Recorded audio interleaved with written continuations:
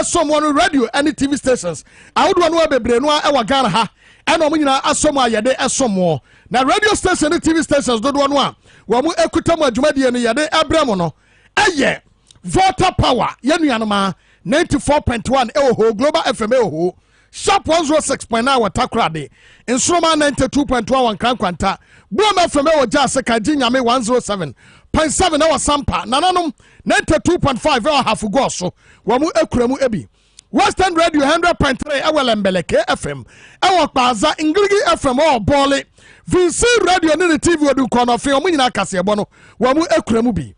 Ensema ne yade somwe wadaroma. Di edi makotre no bini. Abushafo eye enhwehwemu bi ababe todwa ekire se jihadist group na se wonoma yetete omo na yede adwummo ni show mutrim na wo mutumi dini pa bebre wu no yade se yetete bi ewo Ghana ha se a enya sebeketo edi hu aba ewo sirim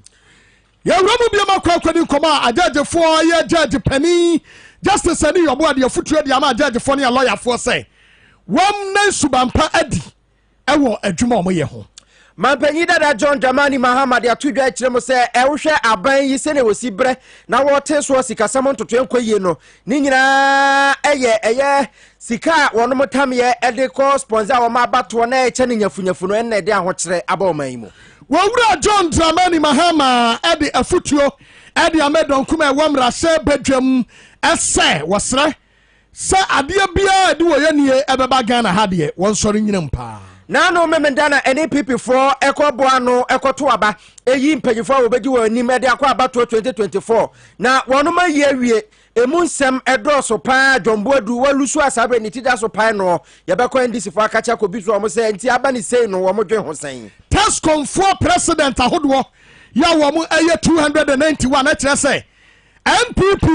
delegate conference ye koso yi animguasia ye de agu womo no wamunyo madwe so be bibia de ama MPP biem yabako breku me hoda yate se NPP for eye nipa bi edoso pa be se nipa ko be 300 wono ma free MPP amanyoko no akọ join NDC ye be ejina ho enwumre ene ya mame fatu anim se ene twade aponyame na fafie anya sanka onobu ose chairman sabunsu anka bi on kati asefo ho biem aden bibia si wasantentem ne Yase virus bi aba Ghana ha se a enya sabeketo a nam so ma World Health Organization for ba akunipa mienu nipa 98 ye de omko quarantine amwa for ya Kasiebo wo mo asomu bie aya Steve Now's job training Ruta natural product aso Kasiebo no emu Little George Coa mixture at the Abamagda group of companies wano ekremu ebi 3P garlic mixture aso Kasiebo mu Dominion herbal powder ekrem let's talk educational consult and so assume Healing House Wound Care Center top choco ebemu afili chocolate Health Alert Clinic Equitem Medimosis Prostakio herbal tea papa where the aba Solak Natural Clinic assume Richard West Management and FA Professor J.A. Mills Nifra we free munim frisia edu and also the bedding komo ede afaho wadaroma omo enoma somo Kasiebo no yade asomo ene edei na yanya wote yanka ayame ohireba boama benye okumangra the one mene PSA okra ekrasa reporter honorable without consuency yatrasi ade samne ba live ewo YouTube XYZ broadcasting and Facebook no so Power 979 FM Power 979 FM ye troni nyira bom uhu video na wa share na wa like na wa comment ye be kan comment nyina de amount afi yenko ensem no ekire mumu wadaruma obatumi ade YouTube no so ade aka ho XYZ broadcasting e ho so no benya bi ahwe afi ensem no kire mu eni ene dwumadia bi ekoso ewo gempa that you know for so adman ebutu ho wonya kra amaye na mudi na fua enan ena wo mode ekwa kire na no aye judge for ne lawyer for e wo man mu ena ye kwa kire wo hia se wo mode emra pa ebe ebeye adwuma na sa adwuma de na se ene ena wo mu ebie mu ede eto ho enti justice ene ne yobo na wo se okodwuma de na se ekokọ kasa na so bibinti wantumi anko enu ti wode ne kasa ade soma justice nene amegata ene wode soma ne so okọ kasa emfama no na ne kasa nene amegata okasa ye ede ma justice ene ne yobo ano ene se a judge for ne a lawyer for ene suban ya ekire se wo ye judge judiciary ana wɔyɛ lawyer yɛ bɛda na die mo bia ɛho no na nyɛ sɛ bia wɔbɛka sɛ bia woyɛ lawyer ni ana woyɛ temuafoɔ nanso na wogye apɔnkye na wogye akokɔ na wogye dollars na wogye cedis ɛba no saa no ɛmmoa koraa justice ɛne ne yɔbo ano disɛm ya nene amegata ɛkasaeɛ no yɛntie bi. It commend the center in its work over the past 5 years, having been an instrumental player in promoting legal ethics within the African continent. The useful partnership between the judiciary of Ghana and the ACLE can be traced all the way back to the establishment of the center in 2017. And I must say that the Ghanaian judiciary is glad to be associated with your vision and work over the years. Shall continue to support you in your commitment to enhance the education and practice of professional ethics in the legal profession in Ghana. Why are you and Justice Kwansi Anin Yobua wade asoma Justice Nene Amegata Emani Kasaye edifa ho emanone power the fair ya to Kasiebo so edi amamo yenko ensem bi mo research bi ababeda edi na sa research ekobia from promediation and a woman de ababonte so abetirem say Ghana for mabunu be say ahanu nipa be 200 wo ma hyase afomo ete omo akwakotie mu ewo jihadist groups ahodo mu ese jihadist for wo mo awom tumidi topa ye show mu ho na afi wono matie mu na apai na akuripa bebre ana ese bitumi kwatete baabi na watututua kumni pam Ghana for hyase kwakosuo bi na sa report iba ye wo chemu say wono mo disa adwuman West Africa ha etuko piem osire fi mando ene Savannah region northern region upper east upper west there ade senkanka ne baabi a amanfo tu gold no from agudie no ade asam potem ho no santete ni bi ekokoso ho a enya sam keto na sasam iba ye na se French based NGO ye se French for na ye sanhwehwemu yi na ye nyina nim se ebibrem ha so de na nsen emu ayehu pa beti se terrorist attack kakra attack ha Nigeria bi ma break jail ni ade Ghana yeti ena ekeka na ye ensemwe ba ya na ye ko ma bin wo ye ahobambo nsemu na ye ne omo atwetwe nkomo ye nko na ye ne Sani Adib enkobo nkomo sesie wono ewo Jatike security ano wono wasan bi wasan semu ya no Sani se wotemenka akwa ba eya debia wota aka se abibrem ha se no ade asa training ni bi ekoso ensemwe ya promediation for the babetu ja se Ghana for be 200 sabre wono mo recruit omo wo mo training omo wanwa David, and me are one of the few persons me are very much in touch with pro mediation. In fact, before the outcome of that report, where they spoke with a number of stakeholders, and and I knew exactly what was coming. And we, is on the heel of an earlier report submitted to the UN Security Council earlier this year. HRSA, your terrorist warehouse in Ghana, Togo, and Benin, and share the movements of terrorists, particularly Jamaat al-Nusrat al-Muslimin, any other ISIS and Al-Qaeda affiliated groups, to say ISIS in the Greater Sahel, or moving towards the coastal areas. In fact, in 2019, witnessing any attack ever Togo, Benin, any Ivory Coast. But in 2021, just last year, I think 13 attacks ever Ivory Coast, 5 Benin, any Baku or Togo. But we share the current trend, the lethality, the frequency of attacks there. Numbers a bit double, in fact, a bit triple a few way. So obviously, hard and to some of us within the security space, and the football, and say most of the terrorists are more attacking Ivory Coast, Burkina, any Togo, or more to me withdraw into Ghana to reorganize and you know, they or Ghana ha a guy be or no Kwame Nkrumah University of Science and Tech, your friend in Nazir or Kasiebo or Koyuya or Honum. And then just recently, boy be of Ricarga or Muman in Abu Dijana, also or Korea suicide bombing or Mali. So a hard to be honest. And we'll share the porous nature of your borders, and also it's really a major, concern, because according to one of 2019, now you were 14 approved borders. Okay, but hello, Utimika. Me talk about. Good, but counted border crossings, illegal border crossings, there were over 189 just around the northern frontier. So bandits, any terrorists, almost to me, taking advantage of the porous nature of the borders to engage in human trafficking, weapons trafficking, any idea, and even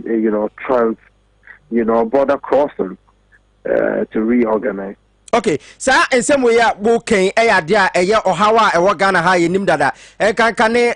unapproved routes here amount for a fast way from my mo Eddie, as I deba on my me, and their doors will come crum sampa say cry, who be a foam san over Pibuntuku and I say Ivory Coast. Well, says some way a bunny say ya Ghana Police Service, quite ya fast responded to emergencies to say bia, you see, to be at to Hanipa pra Ghana had a swany, but there's no Ghana yenim sa problem in national security for DNA. Well, border cross is very vast, from Hamile to Gulu, St. Kansi, and Adi, Esso, and to say Togo. Even though Togo there, and so to say there, but still they are dealing with serious issues there. And your Ghana Police Service, I mean, it's a multi-security agency approach. Any civilian participation. Ghana Police Service, Customs, Immigration, Military, more very important role to play in ensuring your borders are very well protected. But going forward, and so I feel it's important for governments to pay attention to communities and the way our because border communities they are able to tell whether Ufri baby, so we need to include them in that process. See something, say something, and go beyond social media. You're dealing with the border communities, and international cooperation so important. It is a policy for one so any day. I believe you see, there were two strategies. Your capacity and capability. Maybe, I can say, a police for more numbers, even though it's not very encouraging, or more to any other, but the capability, or more the right intelligence to work with, or more the right skill set. Because terrorists, they are almost the way okay? So we need to build institutional capacity and capability to be able to confront the scourge. Afena sasa mu yaba emrepem yebesa ene wo abosan komowe na ya bisa na ese Ghana 4 year na fe police for kwan ya wo monfa so and respond to sansem we ba enwume yate se onam kwa so akọ ba binti wo de mayefa esi ase emrepem na yensan twetwe nkomo openya woti ne nkan eye Sani Adib waben ewa obabo hunsem mo asama ba betu dwa se Ghana 4 be se ahanu there's 200 yatete omode o makwa kanipa bonfo a wodom di tuo hwehwe omo ho ekokum nipa bebre I from jihadist no Ghana phobi ye kyerɛkyerɛ mo sa ade no no o kyerem sɛ yade ha adwen nti futu ode ama ban no sa ban be fa de a ne nyina ebeboa yen yanto Kasiebo no so na yanwura mu nkoma no do so pa na samobaka ya enuma bebre ana asie ana sai ye wo Ghana ha yankonkwati anansa ye se abato komisa se Ghana card se wudi bia wa hwe ya jamafe abato aye ba beto no enya de a yebetumi ama ho kwan ama wato bie sansema hoduwe ama wawura John Dramani Mahama ede afutuo ede amedom kuma ewam no ahye badwafie sen wamo emfa wamo nan ensi from se ade bia wamo ebeye aboa ama Ghana akọ nanim ne de wamo enye emfa moa enkankane abato komisa trimpo ya wa bosa Ghana for dodo no one person afi wo beto ba ne bie ensa se Ghana for dodo no ani Ghana card ni binti na wamo eba be gina so de Ghana card ede aye susudua ena omo de ba beto aba no wɔn enyina mu paapampe na wɔn nkonfama Ghana fo hiafo no a ɛsoma wɔn ɛwɔ mmarahyɛ badwafie no wɔntumi enyina mu na wɔnyɛ bibi ɛmfa ɛmo wɔn wɔwura John Dramani Mahama ɛde sansɛm wɔ edi tu dwanra wɔabra wɔne ɛdɔm kuma ɛwɔ mmarahyɛ badwafie ahyia ɛwɔ Volta Serene Hotel ye wo flower mantema hin kro home na wɔn ahyia ya na wɔn twetwe nkɔmɔ ahwɛ kwan a wɔn betumi afa so na wɔn aiden hyehyɛ pade aguna kwema NDC amanyɔkuo no de ne ntoma papa ɛde afra na mmarahyɛ badwafoɔ nso atumi aboa asom wade se a wɔsom a wɔn wɔ hɔ na wɔwura John Dramani Mahama nsɛm a ɔka yɛ yɛkyi bi yɛnhwɛ na yɛntie. Administration, however, has been to subjugate and dominate these institutions for parochial partisan gain.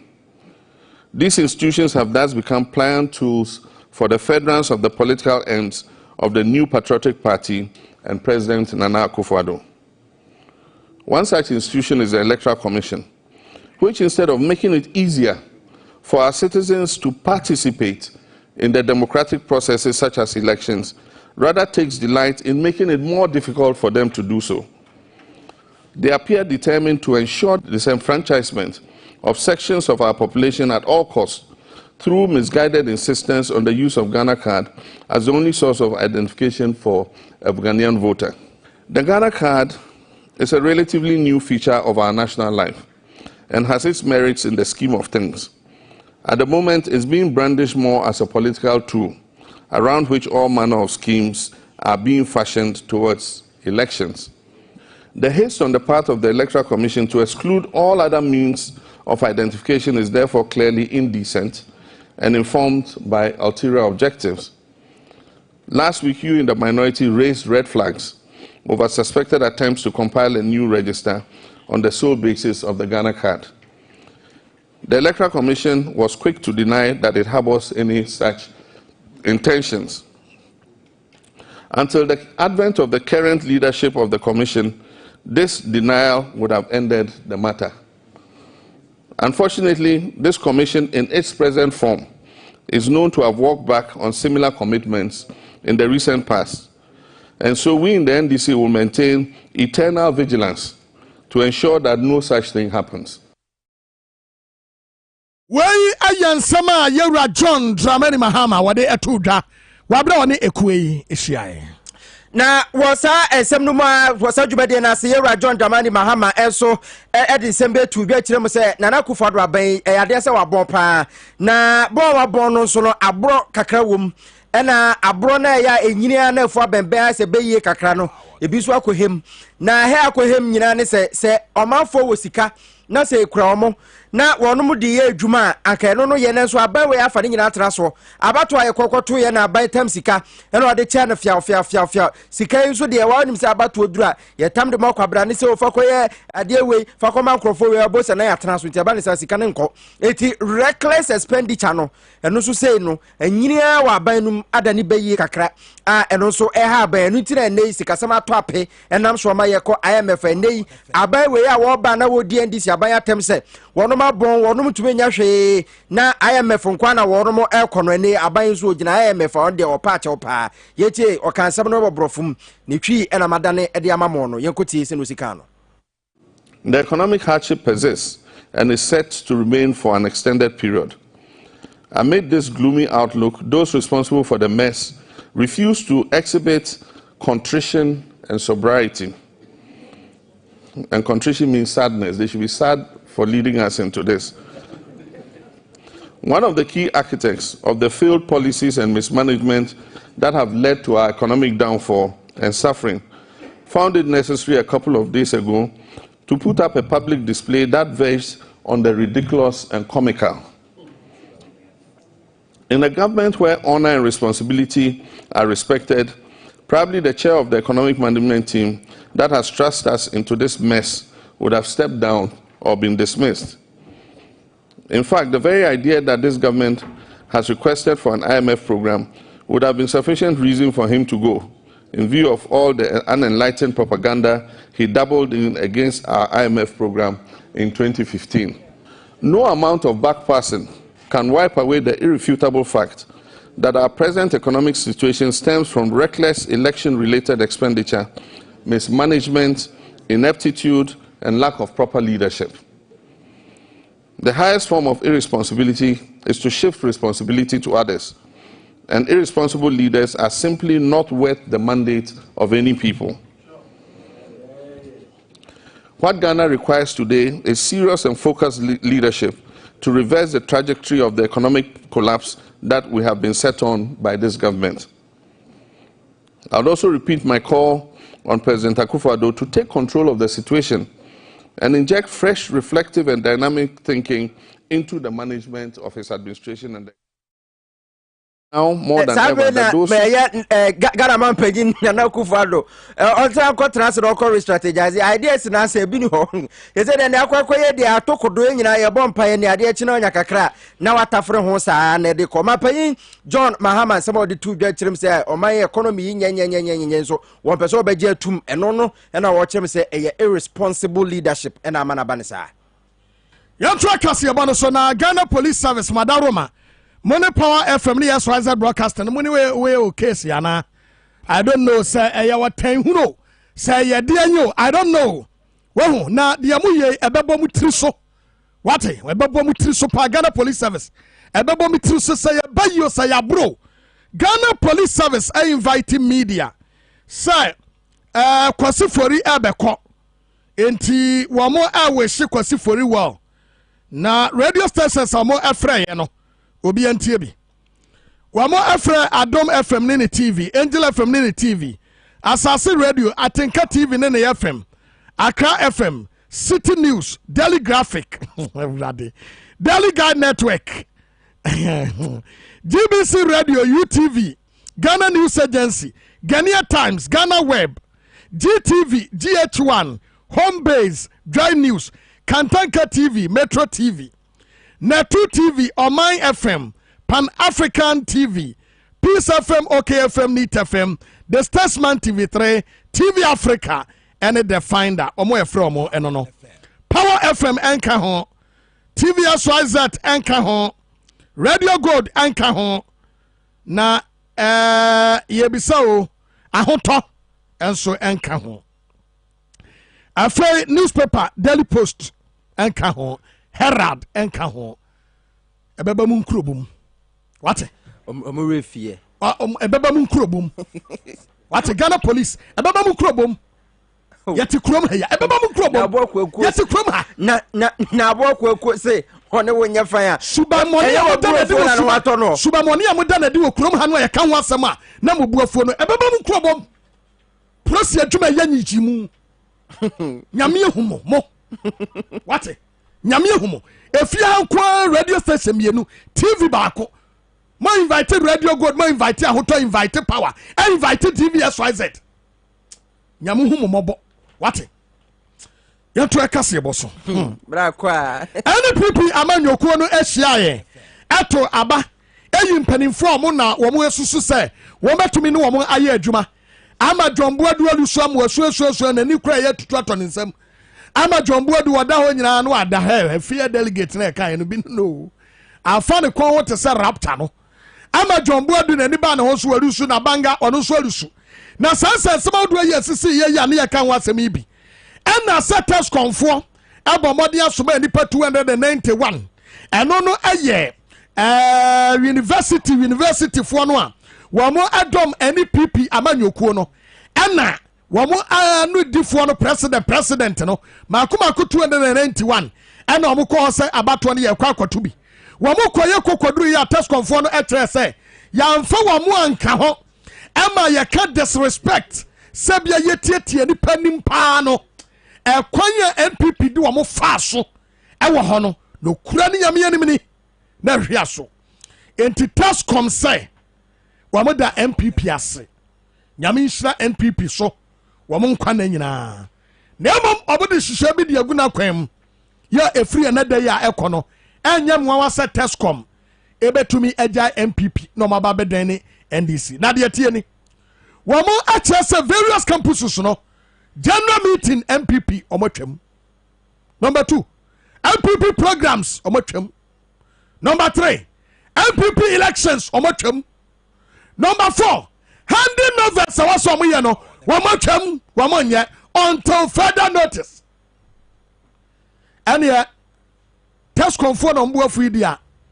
ɛneɛ ndc foɔ no mo ntwimpini wɔ mo fast na mo ne wɔ mo nyɛ adwuma ɛdɛm agbana mo adwuma nini mo mo nwura school hɔ na mo ne wɔ mo nkɔnkɔ kasa na saa nsɛm no mu no yɛbɔ yɛ ɔmɔden si yɛn nsa bɛka Safo Raphael Patrick wɔ deputy national coordinator ma tescom yɛbɔ yɛ ɔmɔden si yɛn nsa bɛka no ne yɛn ne na atwetwe nkɔmmɔde afɛ nsɛm no a ɛkɔ soɔ no ho ɛsan sɛ baabi a ɛdre pa deɛ no kura ne nyame anim ni NPP deɛ wɔn mu nipa o wɔkɔ akɔdwɛne party no a na wonim sɛ ɛsan sɛ ɛyɛ abusua nti wɔn bɛɛle the sign name of abusua no a automatically wɔnyɛ member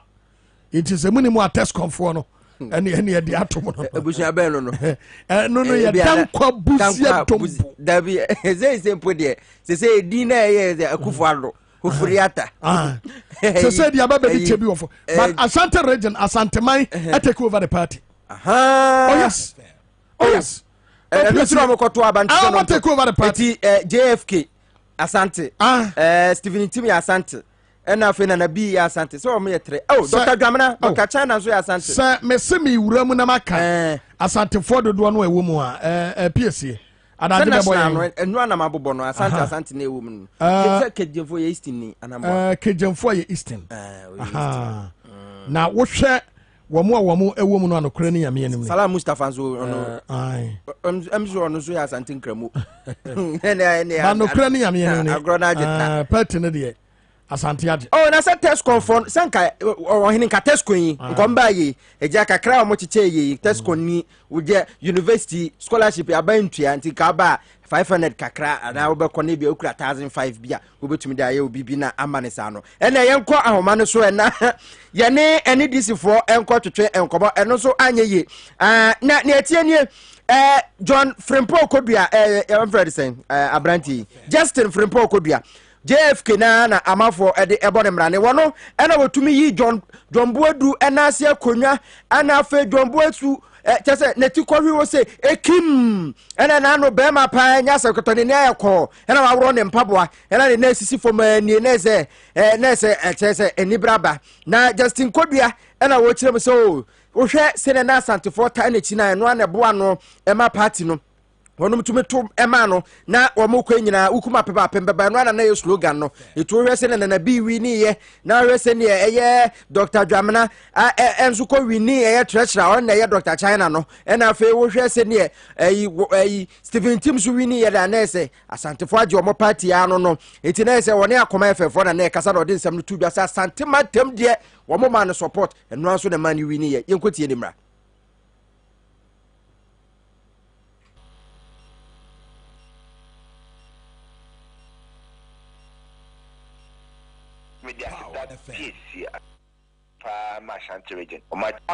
I was entrusted with this party, myself and my executives in 2018, at the time that we had gone into election in 2016 and lost by over 1 million. That PSC as the Mudupa Mashanti region, or much show door, or much show door, or much show door. Ampa Ukuma Pimbano, a daddy, maybe they tremble. Almost so no so. Ukraine and you no more two. Never was ampa. Power. No more with this and pomo disu. To me domestic power teaching a pa. The Jamachi. Now first so no more 15 regions in the so me dominas our dogs on Kwan with the man Modanity or Member Diatremi. That's the day now so it could be our to trouble so or boso or boy via or bana jobano pa. The Yakupon Swasi. On a dinning name or kind of qua. Na sebi mi amen selfata onso so humme mobo no manadom no so me so no me course de fi ato abanawi party for akasa de minim se ensema me kache party for etom akoma so hihia me de ba party for tie me cause 16 regions nya me no mo kasa nya so omagima sem no tumi nti ato awie so de ne awie se fiachi nya bofono yesi nya eja bibia ma na kase de da yenim eyeko kase a 2024 inya yeko nse Ghana force so omeboa ama enoma ban e de ba se de ba no ebeye na ni nyina ye communication nti na meboa mebe ye communication directory me menya ko pa ni hihye beba beboa nya tuye no menyina yi eti NPP party wura na waka say eja ba general secretary aba ba CEO of the party ti one party na esi stress so waka say enduma na edum waka say so na so won communication no say ekoye kura ahwe anana komi adende na mfa na ayi obo ma ka dem de na mfa na abronya toto papa so sa anti wo ba ye ni ye na okumkom uko NPP camp na JFK friend okumkom akum JB okumkom akum JB okumkom akum JB ese odi jombo adu ahwe o se ebrim eti ano asem no na ye ya dwe se ne eye pito bo ama otuku na otwetwe nkobo de afa kwan NDC for so wono ma fa so prepare de hie omo because the way na MPP for ham say wo mo di be NDC for no omo so ese wo mo prepare no mo di hie omo ene omo buhia no mo so abu ahia na so ahoma na ntom memre pem yesa ka omo ye de omo be kasa de afa NPP abato ya ekoso no ho no ohene nko Yawramu yadi nkomo owura Samuel Fosu Ampofo akasa ede afa enoma hodo ya ekokoso na NDC owura Ofosu Ampofo eni waya national chairman ede ma amanyoku no ena wode ensemi ede tudwa say obekobiem se national chairman pa obeko na amanfo ebisabisa no sansam we nyina no TV3 fo ena na wo mo ebisa no mbisa no say chairman wada Roma obekobiem anasa ko so obeko pa na won kwabiem no ote won wo yeden so mpa wode asom NDC obeko so na wa yesa pa de aboa amenuoma atumi akoso esase se we bia na NDC yesi dodo a wo mna hye badwafie ewo ene dwumaden a wo mo eyeye amo matumi apagya so akwakoduru ba bia wode akwakoduru no a wobeko so aye adwuma no na wode aboa ma grassroots no atumi de nkonimidie de aboa patinto no de ba bia ogina no wobeko pa. Well, I was entrusted with this party, myself and my executives, in 2018. At the time that we had gone into election in 2016 and lost by over 1 million votes. We lost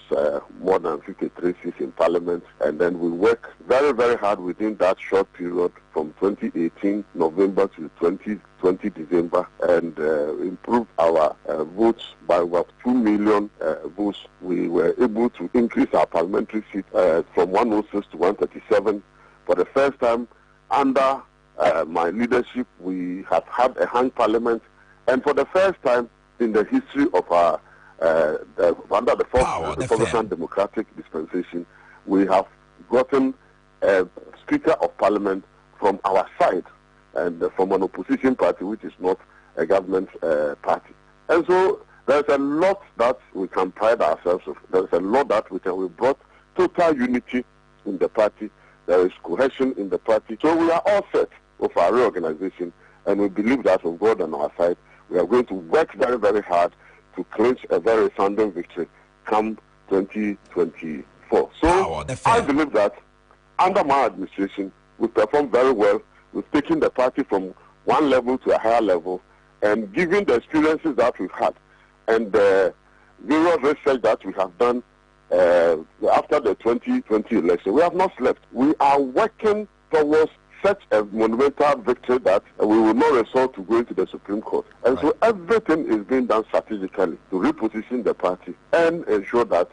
victory becomes ours. And I believe that I can continue to provide that leadership for us to realize the objectives that we've set for us. Chairman of Oswampofo, and na and what you know, and you say, Chairman Wadaroma, NPP for say, Wamu ebe breaki 8.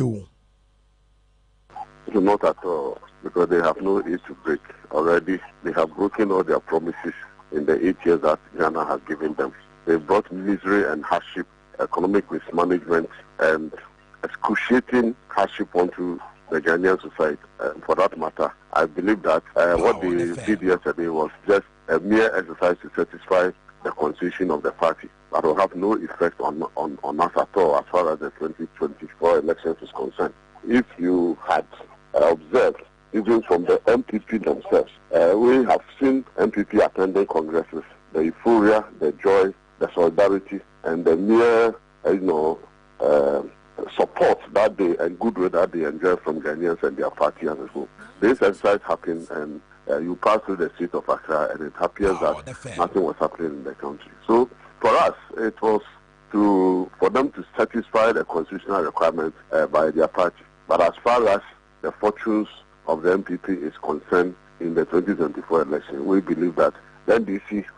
stands very tall in winning the elections and bringing very good economic policies that will bring the smiles back on the street.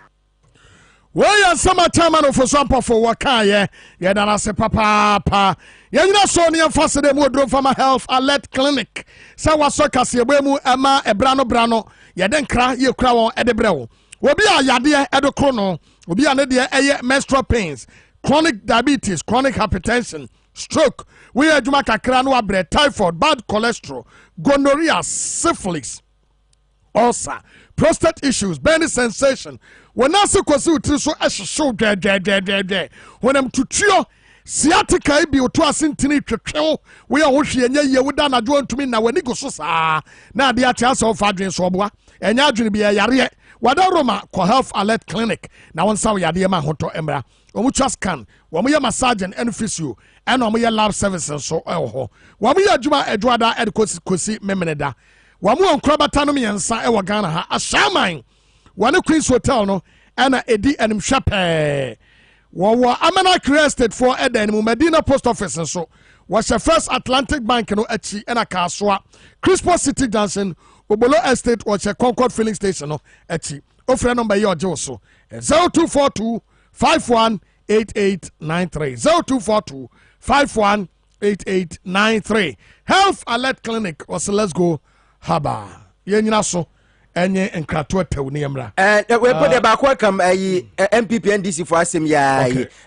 na ebushafo ye kwode tew ye bohwi na akwakopiemu ewo bono mantemu dia ekopiemu ewo Brekum East and Brekum West abato mpeso na ho ene ababeto dwa se nipa ekobe se ahasa ena wono ma ahwe mpetetekremu ahu se NPP aban ne nyade beboa omo eti ohwe ndada pa omo se aban adada omo a yade se wono buafuo eti wono ma jai party no eba NDC for enyo ma wa tu ena si na eba ne sen na hwe nipa be se mu 285 jirejire ena wono mo free ende nkura hodo e wo Brekum West ene Brekum East nie ena ejenjire wono mo bi free ho ensapo e bi free ho fetenta ntosi fie